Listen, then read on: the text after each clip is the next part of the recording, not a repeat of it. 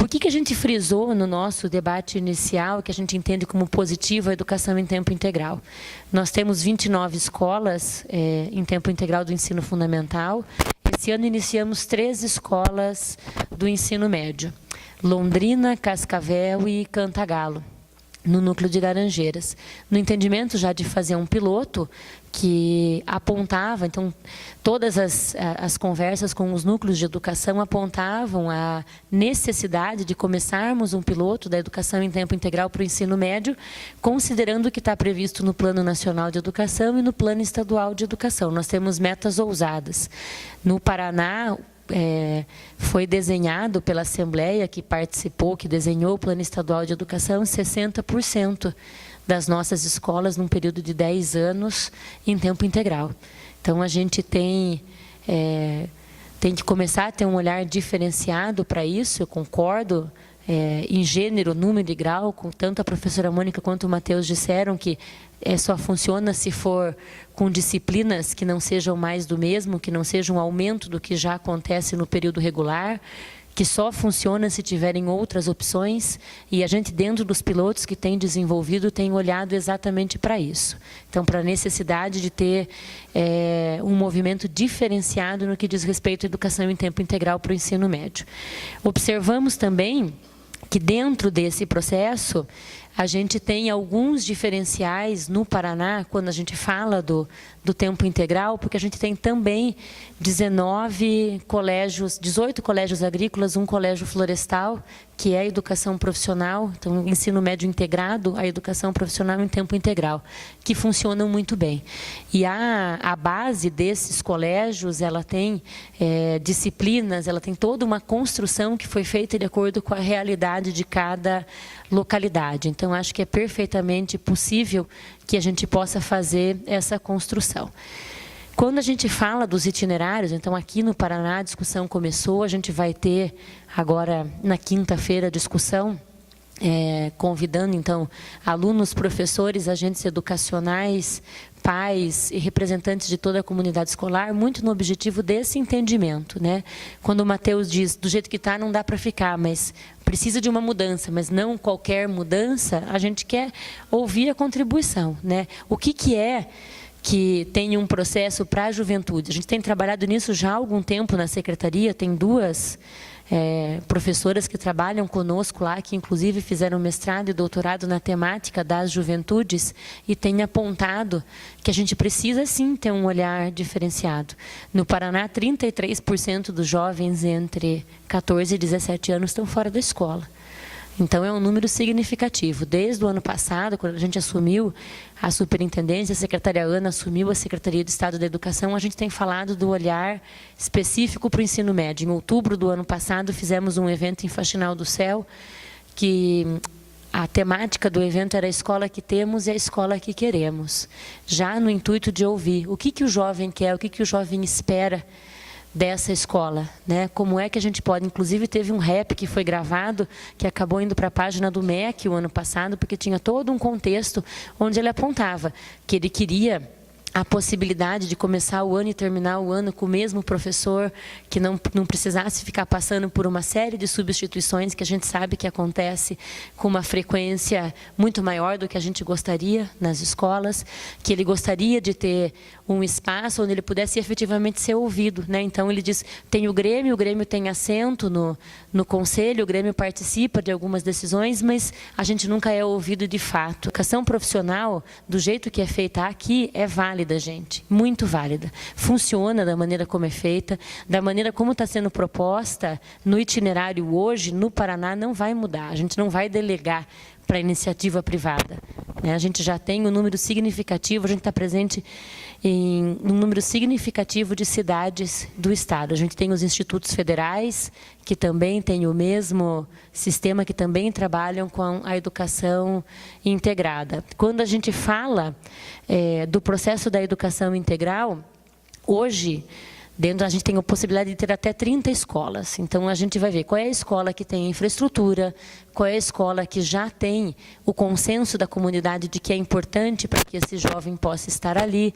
Então, ninguém vai fazer a educação em tempo integral sem ter o consenso pleno das atividades que vão ser desenvolvidas.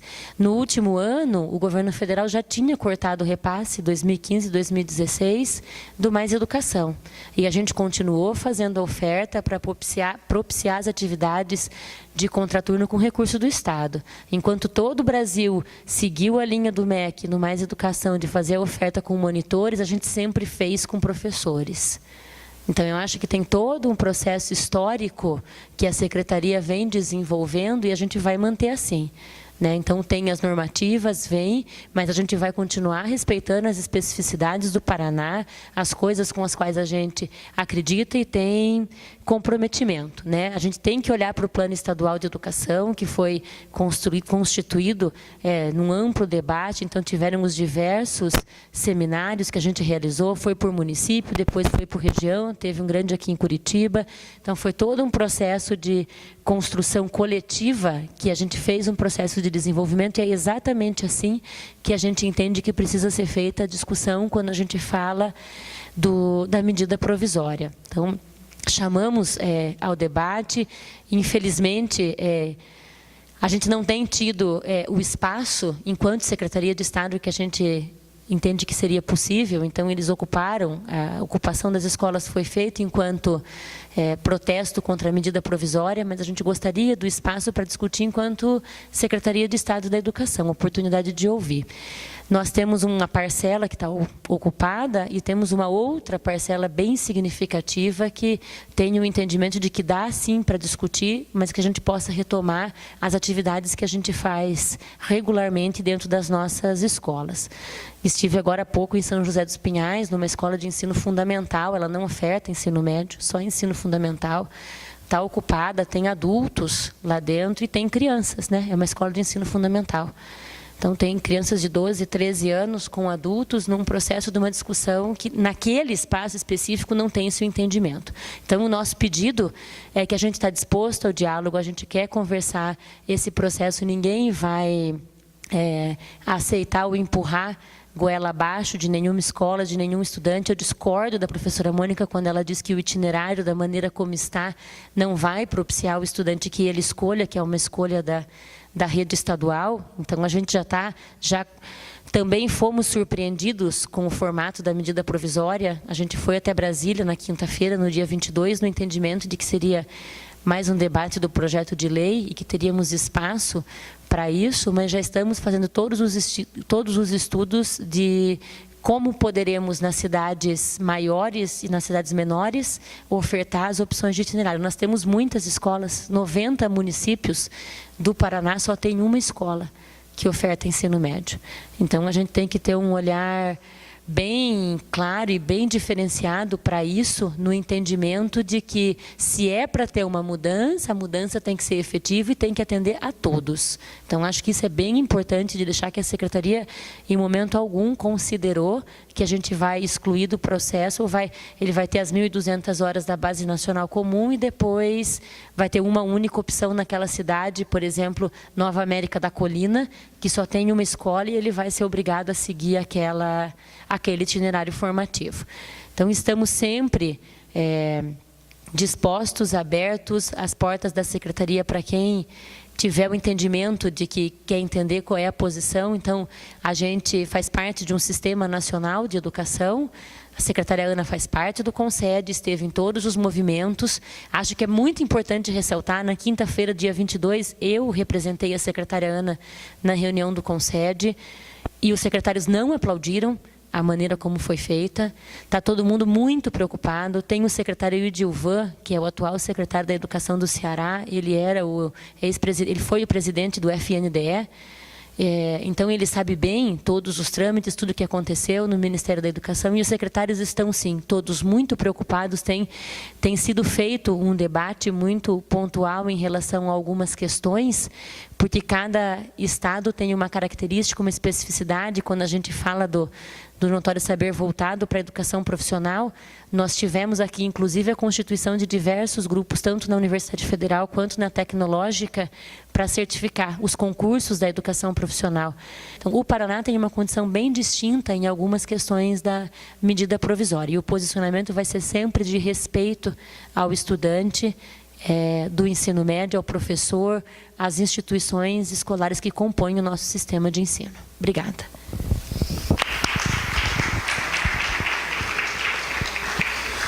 Bom, escutamos os dois lados e eu convido, temos uma carta aberta à população aqui sobre a medida provisória 746, do professor Márcio Fepper, diretor-geral do Instituto Luz de Fomento Cultural. Você quer dar uma palavrinha, Márcio, para a gente aqui, dar uma resumida nisso aqui? Nós estamos retransmitindo pela TV 15 e pelo Facebook para bastante gente.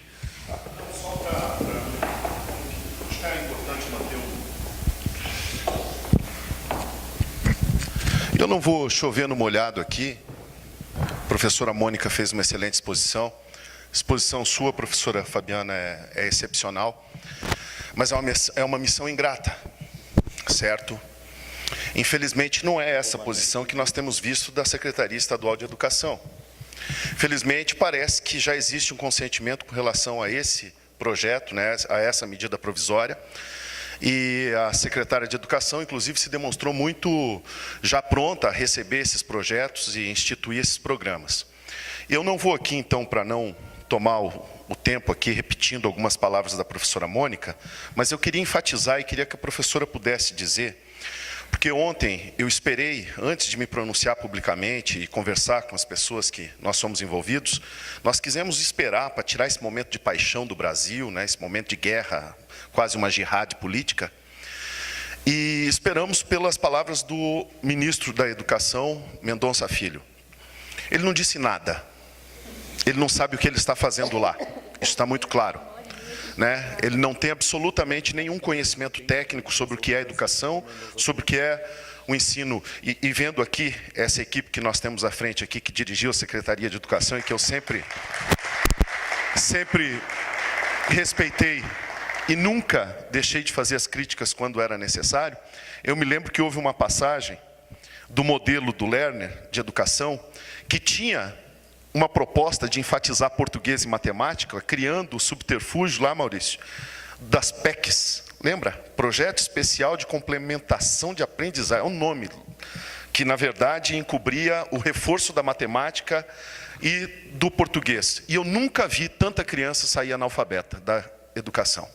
Não adianta você dar 10 horas de aula de português e 10 horas de matemática. Você pode trabalhar matemática pelo viés da lógica, que vai dar lá na filosofia, basta que os professores também valorizem seus conteúdos e suas disciplinas. Mas, enfim, eu vou abordar aqui um aspecto seguinte. Me parece que existe uma armadilha, depois eu vou deixar essa carta pública, me parece que existe uma armadilha para as secretarias de Estado da Educação.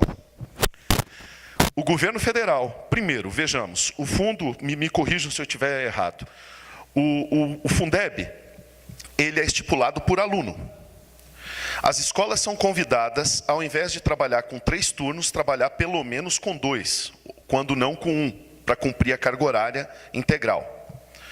Então, o repasse de verba vai diminuir por aluno, evidentemente. Aí o governo diz que vai injetar dinheiro. Num primeiro momento, isso, de forma não oficial, se falava em R$1.000 por mês. Ontem, o Mendonça Filho, a única coisa que ele disse de objetivo foi que vai ser 1,5 bilhões para 900 mil alunos, para passar de 380 mil que tem hoje na educação integral para 900 mil alunos. Eu fiz as contas e isso significa pouco mais que R$800 por ano. Sendo que o custo de um aluno em meio período hoje é de R$2.500, R$2.600 aproximado. Vocês não perceberam que isso daqui é uma armadilha? O governo vai entrar, o governo federal, vai dar uma merreca de um dinheiro por 4 anos. Vai fazer com que os estados que participem desse processo, necessariamente, pela saída dos alunos, vai ter que dobrar o número de escolas que participarão do processo, do programa. E depois ele sai e deixa um vácuo, sob toda a justificativa de queda de arrecadação, de falta de crescimento. Será que ninguém está prestando atenção que isso daqui me parece uma arapuca? Porque a única explicação plausível seria a gente cair naquilo que foi argumentado pela professora Mônica. Que o que esconde aí é um realocamento dos alunos para o ensino à distância, em parceria com instituições privadas, e o repasse do dinheiro para essas corporações. Eu teria várias outras coisas, mas é só para abrir aqui um pouco do contraditório, tá bem? Obrigado. Obrigado, professor Márcio.